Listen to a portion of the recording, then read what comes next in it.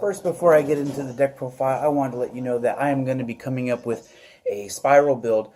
First time ever playing spirals after the ban list had dropped for them. I will let you guys know when that is finished, and I will have a deck profile up for you for that shortly.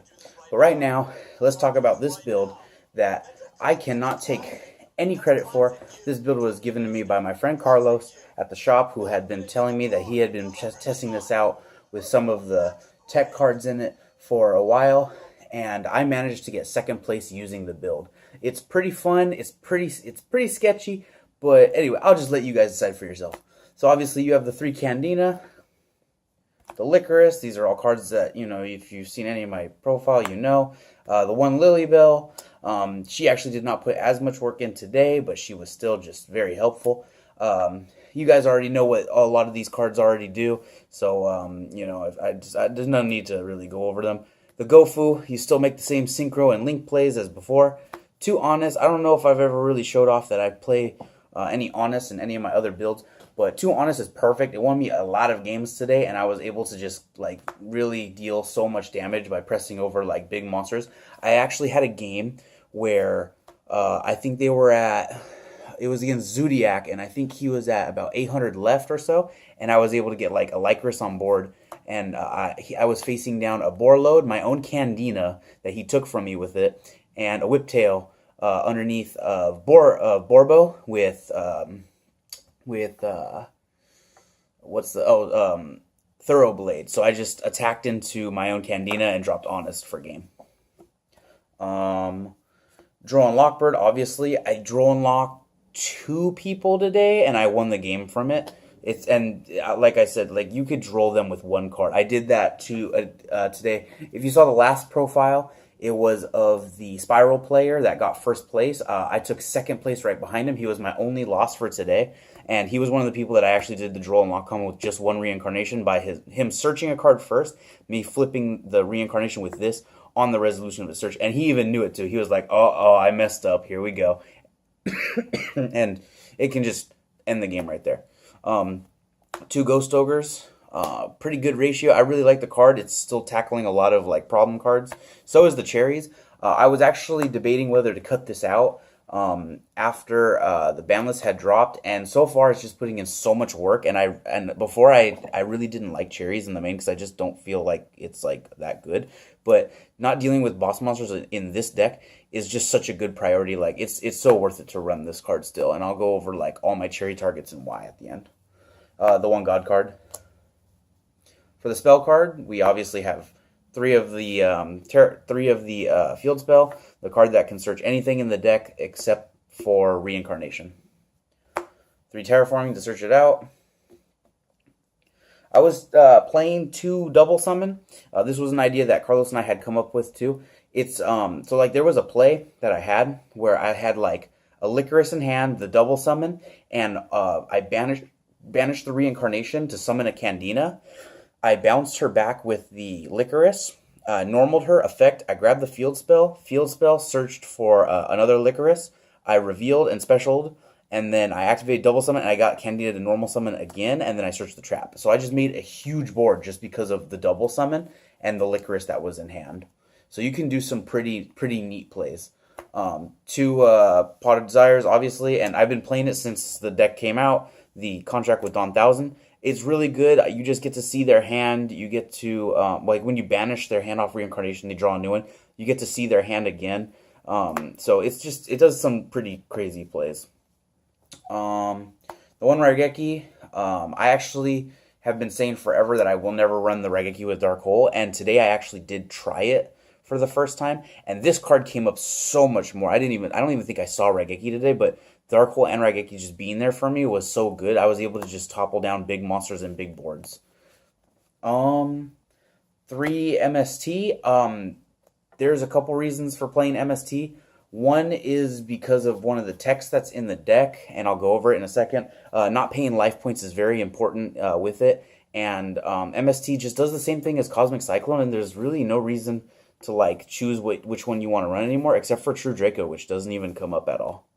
This is the card that Carlos had told me about It's so strong. I won 2 games with it, and I played so many for fun games before and after the tournament, and I managed to pop it off so many times. It's Clashing Souls.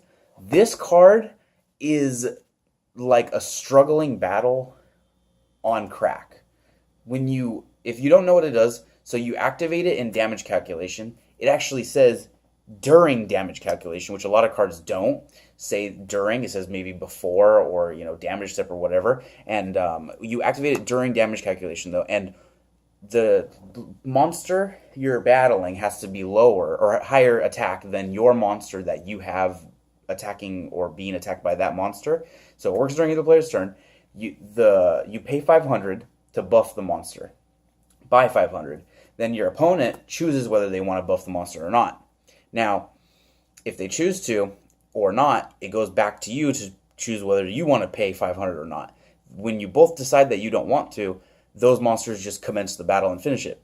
If a monster is destroyed during that battle, by that battle, that player of the card loses their entire field. It sends all cards on their field to the graveyard. This card is so broken. I would have them, obviously it's a burn deck, so I would have them down to like 75, and I've got somebody down to like 56 on my first turn, and then I was able to get this off and pay 500, and they would just be like, all right, I'm not paying any life points because they're gonna pay the amount, not be able to pay as much as you, and they would lose their board too. So they would just automatically just lose that board, and you just activate it. It's better than struggling battles because you could have as many cards as you want on the board. I actually was able to get off a Lycris on board. Normal to Candina, I summoned Lycris off of it, and he had I had Gofu with it. So what ended up happening was I made a Mrs. Radiant with obviously the 2 tokens, and I had the Lycris, and he had 4 back row and a Thorough Blade, and I attacked into the I attacked with the Candina, actually. I had a Candina. I attacked with Candina into his monster. He reminded me on the declaration that, remember, I don't have, I gained 500 from your Mrs. Radiant. And I was like, oh yeah, that's right. So I was like, so a declaration? He was like, that's fine. And I realized I could just, fix it by chaining and summoning Lycris. So I bounced it, summoned Lycris, and then I realized he was 500 exactly more than me. So I attacked into it, and then during damage calc, I activated this, and I gained 500, so I became 21 as well as him. And what happens when both monsters become the same attack through this, neither player is allowed to pay because it's supposed to be the person with lower attack can pay. So he lost his whole board off that battle just off of this card, and I still had like 4 cards in my hand. So I just continued playing in main phase 2. All his back row was gone, his monster was gone, everything. This card is insane. If you guys think of any tech choice to play, it's this card. It's pretty much struggling battles for if you can't afford it. And it actually got me to take out the struggling battles out of this deck because there's so many board wipes now. The one Scapegoat, I didn't see it at all. Oh, no, that's a lie. I saw it one time today, and I made a double Mrs. Radiant, and I just started swinging. It was just the basic play to do with it. So, it kind of came up. It was kind of cute, but I don't really see this card, like, doing a lot. It's not as, like, intense. And then the only traps in the deck are 3 of the reincarnations. Obviously, the ban list fodder. For the extra deck, I'm playing one of each of the monsters. Catbat never got summoned. I know it's bad. I just kind of wanted to play it for a little while, and I've been playing it and testing it, and it's been okay. There's been some situations. I like the way that the link arrows point. You can have this one going this way and then this one going left and right. So that's kind of cool for setup for like kind of link style plays. So it's not horrible. 2 spiders, 2 misses. This is just for Gofus and Scapegoats because this is generally the monsters that you're making with it. I put it over here when I showed you guys this earlier. This is in here, and 1 firewall. I'm playing 1 firewall in it. Because you're able to make it. You can just use all 4 Scapegoat tokens to make this. If you already have like something in play, like a Link Spider or something, it does some pretty cool things. I think I made it 1 time today, and I think it just got striked. This is just for the Gofu play. I'm gonna have some videos up for combos for the deck. You can make this with Gofu and Candina, and it's cute because you can banish your hand traps like Ghost Ogre and stuff like that, and Gofu itself to pop a card on the field, and then when it dies, you get to activate the effect to add one of your banished tuners back to your hand. So that can be like, the Ghost Ogre or Cherries or something like that. So it's pretty cool. These two go together. With Ancient Fairy, there's a combo you can do, a 2-card combo where you make the Missus Radiant and both of these in defense mode, pointing down to it. All you have to do is open 2 cards, and I'll go over that at the end of in probably like another separate video or at the end of this one. Invoke Makaba, Buster Dragon, Dante, Totally Awesome, and Helix. These are all 5 just cherry targets. Like we have some Invoke players that play there. We have a couple ABC. I have a lot of friends that play Toads. Obviously, this is mostly for like a local matchup. This one's like for real, and then this deck is getting real. I've played quite a few friends with this, and I had the cherries in the deck. And in playtesting, they would summon Dantes, and I would go, "Wow, I already have the cherries, but I have no target for you." So I just kind of threw it in at the last minute, and none of them were in tournament. But if I played them, I had them. For the side deck, I think it was 14 cards today. I didn't have 15 because I actually just miscounted. But we have 3 normal summons for the monsters. Raw Sphere Mode, I did this to somebody. I actually banished my Reincarnation, and I special summoned a Lycurus from Grave, and then I sacked my own monster with 2 of theirs. It was a Spiral Tough and a Spiral Super Agent with Last Resort on him, and I sacked his board with this, and it was just kind of like a really cool thing to do. So, it's always fun to just Raw Sphere Mode people. But I did not win that game at all. I did brick that game. 2 Denko Sekkas, obviously just for Paleo and stuff. There's a lot of Paleo at my locals. 3 Cosmics. It's better to side them than to main them because of like paying life points doesn't really work with the Clashing Souls that we have.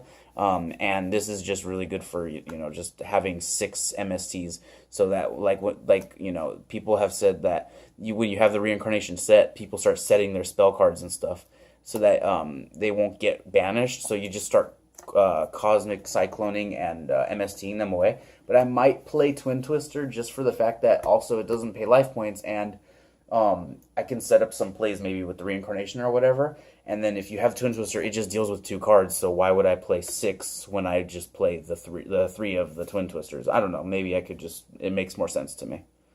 3 System Downs, this is for ABC. I'm not seeing as much ABC anymore at all, so this may just go to like maybe a higher competitive level, so I'm just going to probably take these out and start running some other cards. 3 Solemn Strikes. They're just for going first. I still like the whole, like when I go first after losing. Most of the time I'm winning game 1, then game 2 I'm losing, and like game 3 when I go first, I always take out the board wipes like the Raigeki, the Darkhold, maybe the Clashing Souls. I don't know because it's a quick play, so it does pretty well going second. But I do take them like all the board wipes out, and then I just put these in, and it just makes for like better like usage.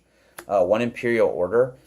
I didn't really cite it in today. There's not really any Pendulum players like running around. Maybe if I went to some other places there would be, but I still like Imperial Order because you go first, you set up your plays, and then you hit them with this. And then the last card is Chaos Trap Hole. This was mostly for Pendulums, for True Draco, things like that. It's pretty much just citing a warning at that point. I didn't cite it in, I didn't play it, but I have played it in like for fun test games where we do side and previous tournaments, and it's done a lot for me. This actually probably would go up to 2 or 3. I like this card a lot. So yeah, that's the end of the deck profile. Second place, right behind Spirals. My record was X1, obviously. There were 4 rounds, and in round 1, I played against Elemental Hero. Not Masked Hero, Elemental Hero, way old school. That was a quick 10-minute 2-0.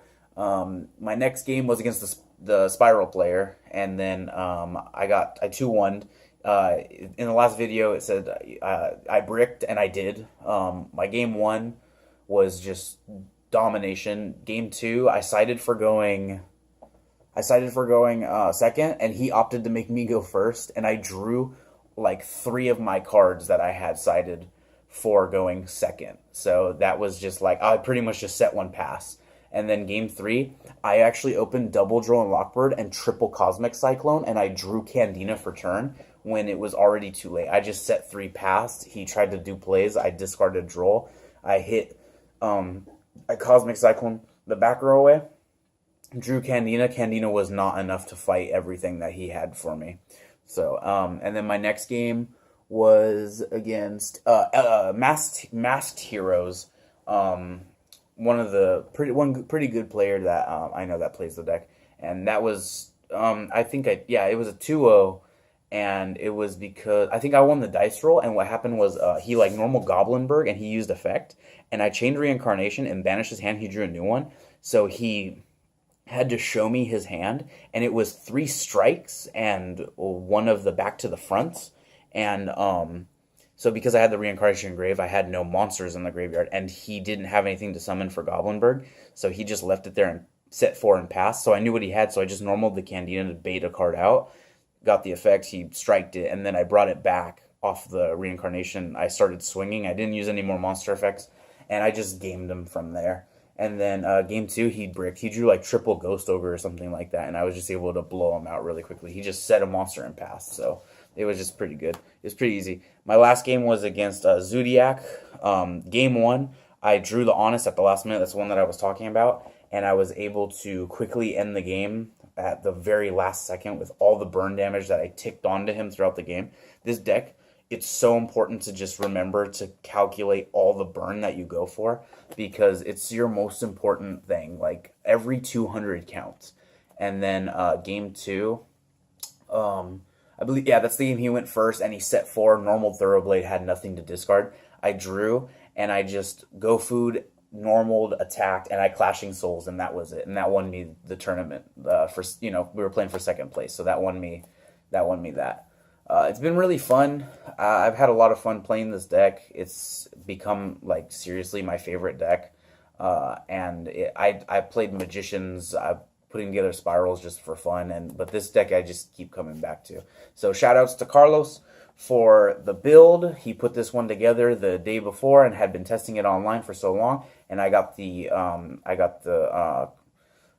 chance to play it, and it was just so much better than a lot of the texts and ideas and plays that I had made, and this card was just so insane. So thank you for that, my friend. I'll hit you guys with that next deck profile, and